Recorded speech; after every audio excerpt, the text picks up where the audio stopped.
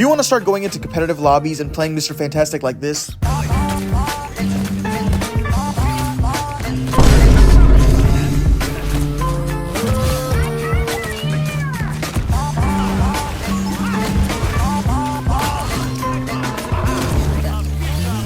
granny called, she said, Travis, you work too hard, don't worry, you forget about me. I'm falling in and out of cause, don't worry, I'ma get it, granny.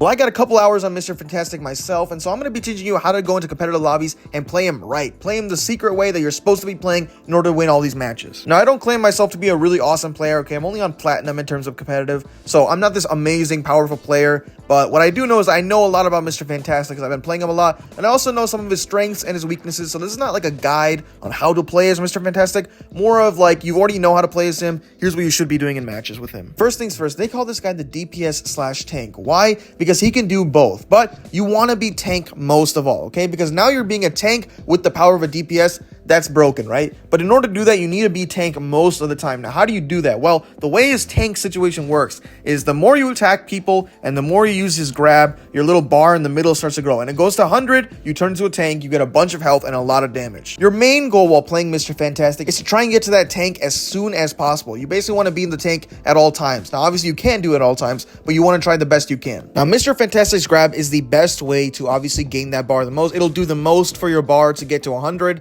However, you only get 2 grabs before they have to be recharged. And so the number one way I found to become a tank as soon as possible is to basically get in the front lines and constantly attack. Because when you attack, you do gain a little bit for that bar. Now, it's obviously not as big as grabbing, but while you're attacking that person, kind of pushing them back, you're gaining something for the bar. Then when you have your grab up, you can use your grab, gain even more, continue attacking to build up that bar. Basically, you want to be constantly attacking and constantly grabbing as long as you have the option to do so. Doing this will significantly speed up the actual bar getting to 100. And again, that's what you want to be doing the whole time. You don't want to be focusing on anything else. Just focus on turning into a tank to do the most amount of damage and be the front line. Another thing you should know about him is he is fantastic, no pun intended, for 1v1s. This guy can cook pretty much anybody in a 1v1 besides tanks, and even then, if he turns into a tank, he can cook them in a 1v1.